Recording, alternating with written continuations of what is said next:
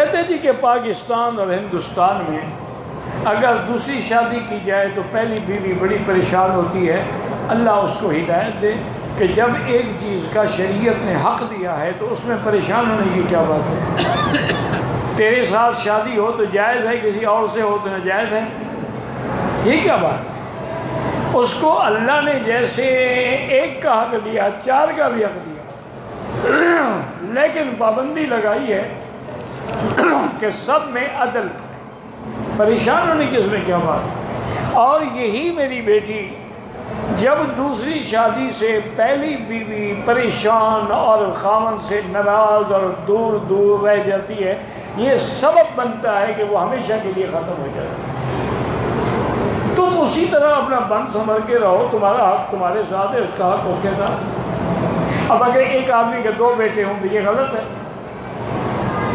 2 بیٹے جائز ہیں, 2 بیویاں جائز نہیں ہیں, یہ کیا بات ہے. یہ تو بس اصل میں ان کا قصور نہیں ہے. ہمارے ملک میں اور انڈیا میں ہندوؤں کی تہذیب کا اثر ہے, کیونکہ ہندو تہذیب میں ایک بیوی ہوتی ہے اور وہ بھی بیوہ ہو جائے تو پھر ساری زندگی شادی نہیں کر سکتی, اور وہ بیچاری بیوہ جو ہے کسی شادی کے شریک بھی نہیں ہو سکتی کہ نحوست آ گئی.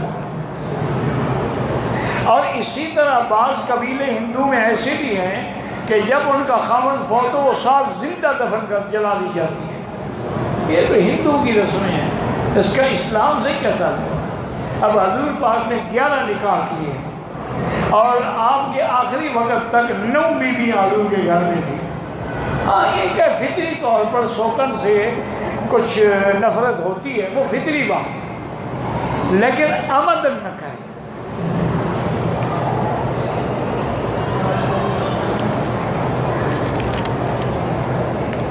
میں اپنا حج کر چکا ہوں, میرے والد اور والدہ یہ دونوں کا وفات ہو چکا ہے, ان کے نام بھی حج بدل کر چکا ہوں. اب جو حج بدل کروں گا اس میں دادی کے نام کروں یا دادا کے نام, والی مرضی ہے, دادی کے نام کرو تو جس کے نام چاہو کرو, وہ بھی باپ کی جگہ ہے.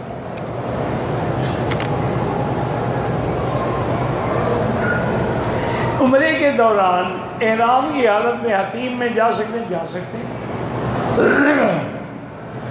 مدینے کی میقات سے احرام نہیں باندھا, طائف سے احرام باندھا ٹھیک ہو گیا, کیونکہ جیسے مدینہ پاک میقات ہے طائف بھی میقات ہے. آپ نے ایک میقات سے نہیں باندھا لیکن دوسرے سے تو باندھ گیا.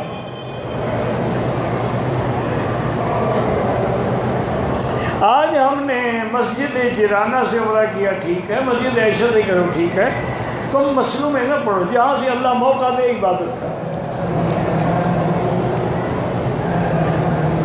طواف کے بعد ہم نے صفا مروہ کا اور بعد میں مکان پہ جا کے اس طرح پھروانے آئے سر پر, تو ہم نے قمیض پہن لی تھی. بہرحال نہیں پہننا تھا, دم تو نہیں پڑے گی, لیکن قمیض نہیں پہننی چاہیے. انہی احرام کی چادروں میں ہی سر مڑایا جائے. اگر کبھی کپڑا پہن لے تو اتار دے, پھر چادریں باندھے, پھر سر مڑوائے.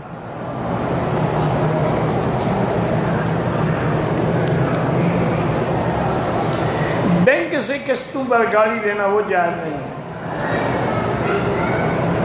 حرم میں حتیم میں دوران طواف کرتے ہوئے چلے جائیں, نفل پڑھنے کے طواف باطل ہو گیا, دوبارہ طواف کرنا پڑے گا. جب تک طواف مکمل نہ ہو حتیم میں آپ داخل نہیں ہو سکتے. حضرت مولانا عبد القادر دہلوی رحمۃ اللہ علیہ بہت بڑے عالم بھی تھے, بڑے بزرگ بھی تھے, بڑے اللہ والوں میں تھے. وہ فوت ہو گئے, اللہ ان کی مغفرت کرے اور اللہ ان کے درجات کو بلند کرے اور اللہ ان کے پسماندگان کو صبر جمیل عطا فرمائے. بڑا ہی اللہ والے اور بڑے ہی شفقت والے بزرگ تھے.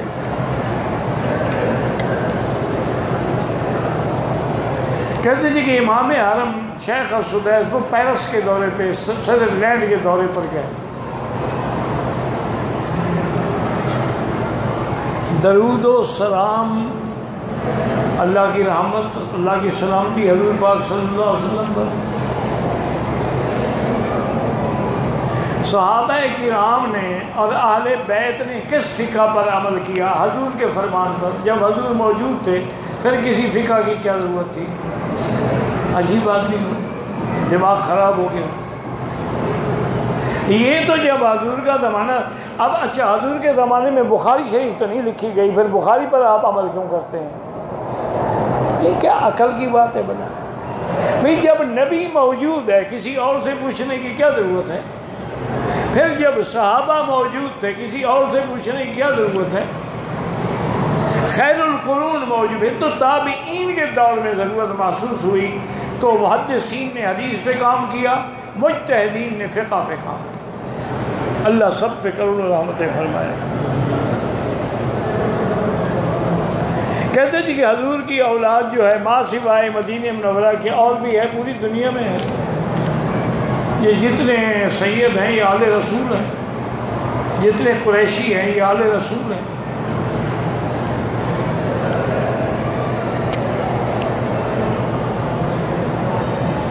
وہ ہمارے بزرگ فوت ہو گئے، مولانا عبدالستار توسیع رحمۃ اللہ علیہ، وہ کبھی کبھی بیٹھے ہوتے تھے، کہتے ہیں مولوی مکی صاحب شکر کرو کہ ابو جہل مر گیا۔